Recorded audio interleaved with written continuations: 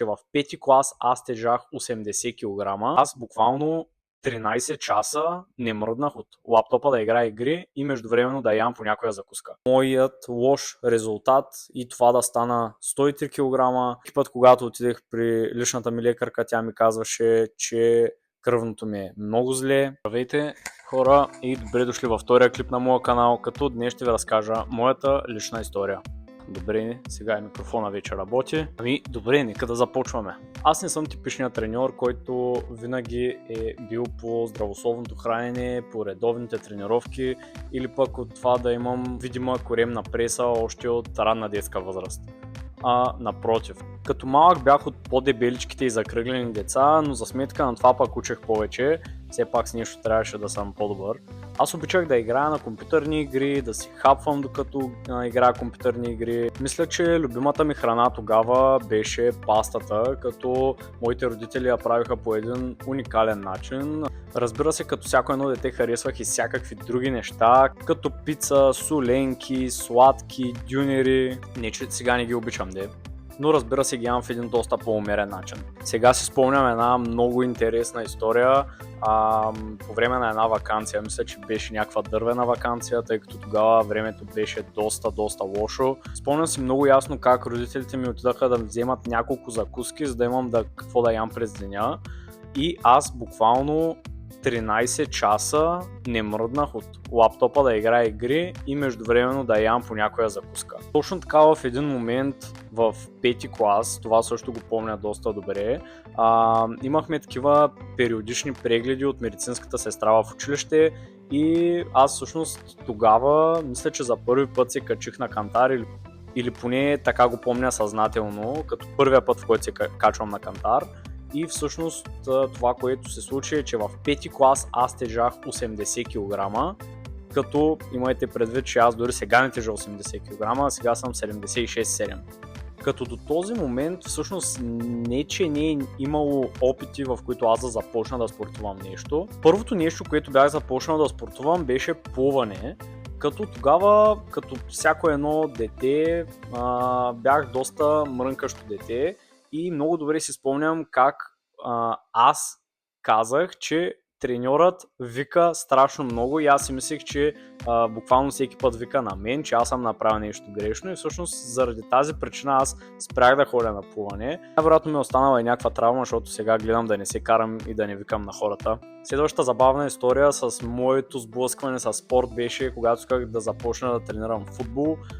Като много добре спомням как отидохме при треньора, той каза, че съм с доста високо тегло и може би е по-добре да ме запишат на борба. Да ви кажа честно, понякога и аз се чудя, защо не отидах на тази борба да я пробвам. Сега ми звучи като перфектен вариант. И така всъщност в един момент се озовах в 6-ти клас вече, когато изведнъж доста от момчетата от моя клас тръгнаха да тренират или да играят волейбол.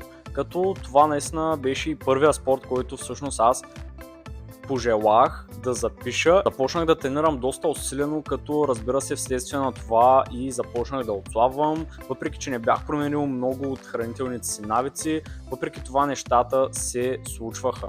Дори помня много добре как в 7-ми клас, вместо да уча супер много за матурите, всъщност аз ходих на дворазови тренировки и едновременно с това разбира се учих, защото това е нещо доста важно. Но със сигурност толкова много спорт, че там с толкова много учене всъщност ме накара да бъда много дисциплиниран, да успявам да се фокусирам много лесно и бързо върху конкретни неща, които са важни и да ги свършвам по добър начин. Няколко години след това беше всъщност и първата диета, която реших да спазвам, като това беше една диета, която мисля, че моя баща беше намерил от някъде или някой му я беше казал, не се сещам точно каква беше историята, но помня как и трябваше да ядем по един грейпфрут на закуска и това да бъде цялата закуска. Тоест, буквално това цялата диета се осланяше на един грейпфрут, който трябва да изядеш и след това всяко едно хранене всъщност да бъде месо с салата. Тогава лека по лека започнах да ходя и на фитнес, но то беше паралелно и с волейбола, така че нямаше конкретен фокус върху фитнеса, а по-скоро върху цялостното физическо състояние, като целта ми беше да падна под 70 кг, като това нещо се случи. Бях около 69 кг в лятото и всъщност това беше може би най-лекото ми тегло на този етап от съзнателния ми живот, като това мисля, че беше горе-долу около 9 клас, така че в 5 клас 80 кг, в 9 клас 69 кг. Разбира се, тази диета не сработи, когато започнах училище вече, тъй като това нещо не е устойчиво. Тата, когато ходят на училище, си хапват някоя закуска, ядат каквото има или каквото са им приготвили и общо взето това не се получи да бъде устойчив начин на живот за мен. Като започнах училище, спрях да ходя и на фитнес и оставих само волейбола. По този начин карах още няколко години, като сумарно съм тренирал волейбол, мисля, че около 5 или 6 години, но поради няколко контузии всъщност се наложи да приключа по съвет на лекар и така съответно спрях с волейбола. 6 месеца след като спрях с волейбола, всъщност аз не тренирах абсолютно нищо и лека по лека отново започнах да качвам килограми. Но този път вече бях около 75-6 кг, и бях 10 клас вече, така че всъщност тази база не беше чак толкова лоша, но просто не спортувах абсолютно нищо. И в един момент всъщност в 11 клас аз взех решението да се свържа с човек, който да ми изготви хранителен и тренировъчен режим за фитнес, за да започна всъщност аз да спортувам нещо, като фитнеса тогава беше най-логичното решение за мен, тъй като имах проблеми с крака от контузията и можех аз сам да си определям кога да ходя и кога да не ходя. Тъй като това е един наистина от огромните плюсове на фитнес тренировките и където всъщност е тип индивидуален спорт. И тогава всъщност се запалих изключително много по фитнеса, миних няколко треньора, започнах да искам да се научавам на разни неща, да се опитвам да прогресирам в залата, въпреки че това не се получаваше чак толкова добре. Като тук между другото някъде ще оставям снимки най-вероятно от както започнах да тренирам фитнес, каква е моята трансформация през времето. Започнах да се уча изключително много на това всъщност как да се храня според дадени калории и да си следя калориите, като това е нещо всъщност, което все още ми помага да седя във форма и всъщност да съм в по-добра и по-добра форма, тъй като аз си следя калориите вече от около 7-8 години. Сега тук някои хора, разбира се, сигурно ще кажат, че това да си теглиш храната постоянно е токсично, че това нещо не работи и такива неща. Тук искам да кажа, че всеки е много индивидуален и има хора, които могат да преценят храната пред тях на око, въпреки че аз изобщо не вярвам на този начин да работи, но да речем, че съм срещал един-двама човека, които наистина успяват да я преценят и да имат резултати, но за повечето хора всъщност наистина е по-добрия вариант е да си изтеглят храната, като това не отнема чак толкова много време, колкото повечето хора си мислят. Така или иначе вече си я сготвил, просто сложи кантара под чинията, за да можеш да си изтеглиш колко ядеш. Правим една пауза за кафенция и е време да се върнем към клипчето. И така всъщност лека по лека започнах да постигам някакви резултати с фитнеса и нещата да се получават все по-добре и все по-добре. Като през годините, разбира се, започнах да работя една работа, започнах да уча в университет, но ако трябва да бъда максимално честен, още в 12 клас аз много добре знаех, че искам да се занимавам с фитнес, но не знаех какво по-точно искам да правя. Тоест, искам да бъда треньор ли, искам да стана някакъв инфлуенсър, който да се занимава с фитнес неща, искам да правя просто някакви клипчета. Буквално, всъщност, ако трябва да бъда честен, не знаех какъв е потенциала на това нещо и до каква степен то може да се развие. Но през годините и през опита ми на една работа, на втора работа, на факта, че се запознах с доста хора през годините, всъщност осъзнах, че аз имам възможността лесно по достъпен начин за хората всъщност да предавам информацията за това как може човек да влезе във форма.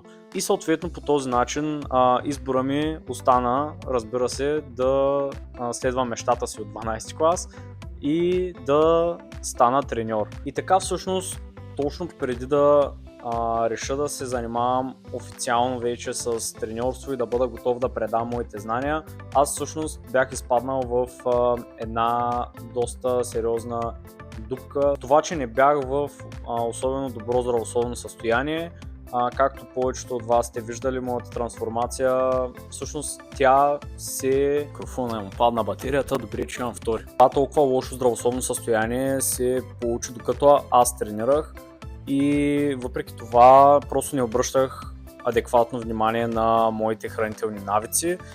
Нещата, които бях научил, ги бях загърбил, защото целта ми беше тогава да вдигам максимално много тежести колкото мога, но си мислех, че ще ми се размине, като ям малко повече бокуци, като не внимавам толкова качеството на храната и всъщност това допринесе за моят лош резултат и това да стана 103 кг.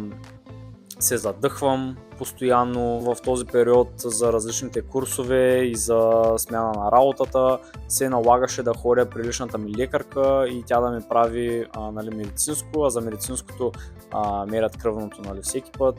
И всеки път, когато отидех при личната ми лекарка, тя ми казваше, че кръвното ми е много зле. Аз бях готов да започна да предавам моите знания, но знаех, че трябва и аз да надградя моите знания, да започна да прилагам по-добре нещата за себе си, да изглеждам по различен начин най-малкото. Тъй като съм преминал през такава трансформация, знам колко трудно може да бъде и затова реших да стана и персонален треньор, да помагам на хората да постигат своите цели и всъщност да не се чувстват сами през целия този процес. Тъй като знам, че може да бъде доста объркващ, сложен и потискащ дори понякога. Като нещата се случиха преди вече 2 години и нещо, като започнах да си варя курсовете, записах курс за хранителен консултант към Precision Nutrition, ниво 1, за да мога да вдигна максимално много нивото си като хранителен експерт, тъй като за мен лично тази част на нещата е доста по-интересна и доста по-основополагаща.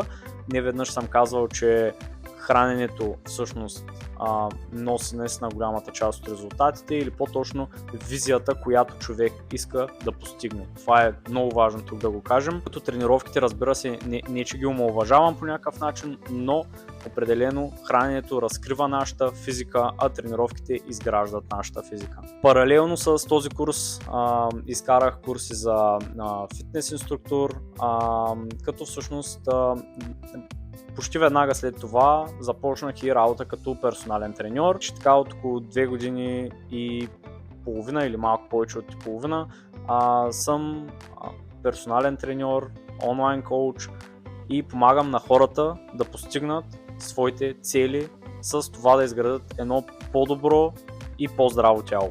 Благодаря ви наистина отново, че бяхте с мен и се надявам да ви е било интересно, полезно.